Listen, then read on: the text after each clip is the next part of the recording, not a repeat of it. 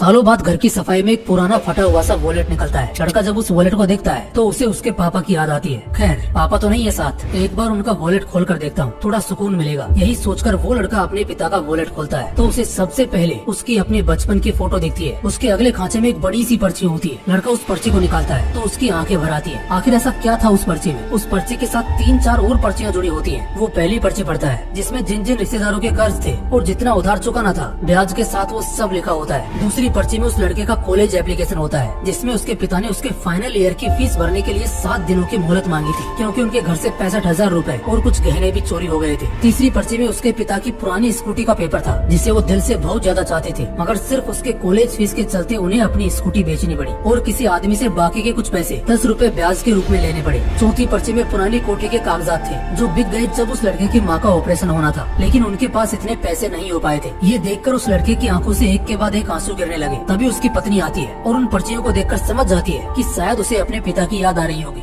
इस पर उस लड़के की पत्नी कहती है, आज बड़े दिनों बाद अचानक ऐसा क्या याद आ गया कि इतने आंसू निकल गए? वो भारी दिल के साथ कहता है, कभी मुझे दिखाई नहीं मेरे पिता किस दर्द में थे। कॉलेज के फाइनल ईयर में जो हमारे घर चोरी हुई थी वो किसी चोर ने नहीं बल्कि मैंने की थी, सिर्फ अपने बाइक के लिए। पापा यहाँ कर्ज पर कर्ज भरते रहे, अंदर ही अंदर घुटते रहे और मैं हमेशा उन्हीं को कोसता रहा कि उन्होंने मेरी एक इच्छा तक को पूरा नहीं किया। ना मुझे दूसरे दोस्तों की तरह नए कपड़े ला कर दिए, ना कोई खिलौना दिया, जबकि मुझे शहर के सबसे बड़े स्कूल में पढ़ाने के पैसे थे उनके पास। माँ के इलाज के वक्त भी मेरे पास पैसे थे, लेकिन मैं उन्हें नशों में उड़ाता रहा, दोस्तों पर खर्चता रहा और जब पापा पैसों के लिए फोन करते तो मैं उन्हीं पर भड़क जाता। तब आखिर में जाकर उन्हें अपनी पुश्तैनी कोठी बेचनी पड़ी। इतना बोलते बोलते वो लड़का फूट फूट कर रोने लगा। तभी उस लड़के का बेटा पापा पापा बोलते हुए उसके पास आता है। वो पूछता है, पापा आप रो क्यों रहे हैं? वो एक 7 साल का बच्चा था, उसे क्या ही समझ होगी इन सब की। उसकी नजर उन पर्चों पर पड़ती है। वो 5वां पर्चा जिसे वो लड़का शायद पढ़ना भूल गया था। उसका बेटा उस पर्चे को देखता है और पढ़ना शुरू कर देता है। अरे जानकी, तुम चिंता क्यों करती हो? हमारा बेटा है ना, वो सारे कर्ज चुका देगा। ये दुनिया कहीं काम नहीं आती, आखिर में अपनी औलादी तो अपना सहारा बनती है ना। आज उसके लिए कमा लेने दो,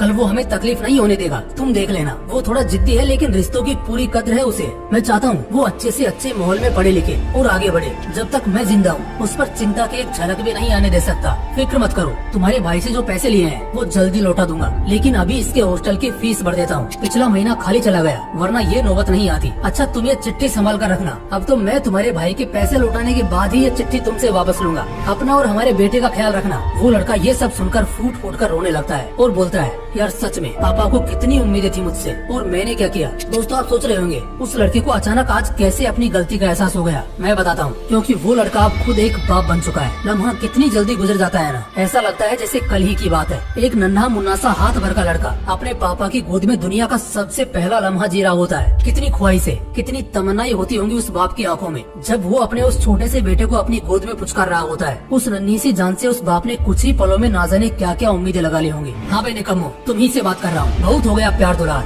अब उतारता हूँ तुम सबका बुखार। क्या चल रहा है जरा बताना, क्या तुम्हें समझ नहीं आ रहा या समझना नहीं चाहते? दिल नहीं लग रहा काम में या लगाना नहीं चाहते? पापा की टेंशन या बुढ़ापा दिखता नहीं या देख कर भी देखना नहीं चाहते? उस बाप ने तुम्हारी स्कूल की फीस भरने के लिए दिन रात एक कर दी। तुम्हें ठीक से नींद आए इसलिए खुद बिना कंबल के सो गए। तुम्हें खाना टाइम पर मिले इसलिए वो बाप एक टाइम भूखा सो जाता है। तुम कहीं बिगड़ ना जाओ इसलिए हर वक्त वो टेंशन में रहता है। लेकिन अब क्या करोगे दोस्त, अब वही पिता बूढ़ा हो रहा है। हाँ दोस्त, अब कब कामयाब होकर दिखाएगा? तुम्हारे पापा बूढ़े हो रहे हैं, तुम्हें नहीं लगता इससे भी शर्म की और गिरी हुई कोई और बात हो सकती है कि एक बेटा अपनी जिंदगी में जीते जी अपने पिता का एक छोटा सा सपना पूरा ना कर सके? पापा बूढ़े हो रहे हैं, अब कब सफल होगा दोस्त? कब अपने पैरों पर खड़ा होगा? कब उन्हें खुद पर गर्व करने का मौका देगा? सिर्फ 5 साल, हाँ सिर्फ 5 साल। अगर आज विराट कोहली के पिता जिंदा होते तो उस क्रिकेट के राजा के बादशाह देख पाते। आज सिर्फ विराट कोहली को ही उस गम का एहसास है कि आज वो दुनिया के लिए ताज है। क्रिकेट जगत पर उनका राज है, इतिहास के महान लोगों में उनका नाम दर्ज है। बस एक छोटी सी कमी रह गई कि पिता को कभी अपना खेल नहीं दिखा पाए। बेशक जहाँ कहीं भी उनके पिता होंगे विराट की कामयाबी उनसे छिपी नहीं होगी, लेकिन क्या इस बात से विराट को तसल्ली मिलेगी? शायद कभी नहीं। ऐसा बहुत कम लोगों के किस्सों में होता है। शाहरुख खान को देख लो, आज भी उस बंदे को बस इसी बात का अफसोस रह गया कि जीते जी अपने माँ बाप के सामने वो अपनी शोहरत ना हासिल कर पाए। खुद उन्होंने कहा है कि बहुत किस्मत वाले होते हैं वो लोग जिनकी कामयाबी में उनके माँ बाप साथ होते हैं। ऐसे गिन गिन के नाम लेने जाऊंगा ना तो लिस्ट इतनी लंबी हो जाएगी कि मुझे इस वीडियो के 10 पार्ट बनाने पड़ेंगे। लेकिन सवाल वो किससे गिनाने का नहीं बल्कि तुम्हें समझाने का है, हम सबको समझने का है कि हम क्या इतने बुज़दिल निकले कि हमारे पिता बूढ़े हो रहे हैं और हम उनका सहारा भी ना बन पाए। विराट कोहली और शाहरुख खान की तो किस्मत में वो लम्हा नहीं था क्योंकि उनके पिता उम्र से पहले स्वर्ग सिधार गए। इसमें उनका कोई कसूर नहीं क्योंकि हालात चाहे कितने भी बुरे रहे हों, उन्होंने कामयाब होकर दिखाया जरूर। किस्मत ने उनके साथ धोखा किया, इसमें उनका क्या कसूर था। लेकिन मैं पूछता हूँ तुमसे, तुम्हारे जिंदगी में भी क्या किस्मत का कसूर है? नहीं रे, बिल्कुल भी नहीं। कसूर है तो तुम्हारे आलसपन का, तुम्हारी छोटी सोच का, छोटे दिमाग का, तुम्हारे नाकारेपन का, तुम्हारे बहानों का, तुम्हारे कच्चे इरादों का, तुम्हारी झूठ की सीढ़ियों का, तुम्हारे पैरों में लगे नशे की बेड़ियों का। एक लड़का दिन रात आवारागर्दी करता है मगर फिर भी उसका पिता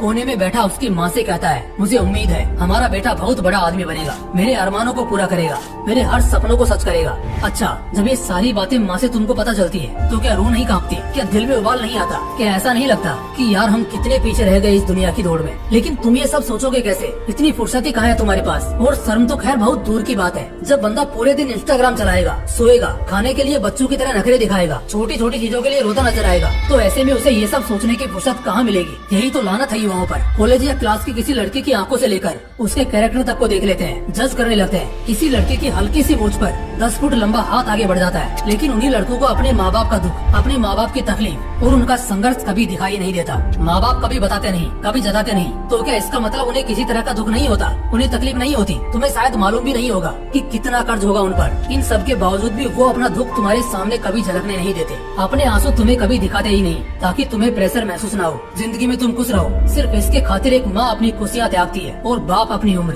बदले में क्या ख्वाहिशें रह जाती है उन माँ बाप की अपने लड़के लड़कियों से? सिर्फ वो इतना ही तो चाहते हैं ना कि उनके बच्चे एक नाकाम नहीं बल्कि एक सफल जिंदगी जिए। अब तुम्हें क्या करना है ये तुम बहुत अच्छी तरह जानते हो। जय हिंद, जय श्री कृष्णा।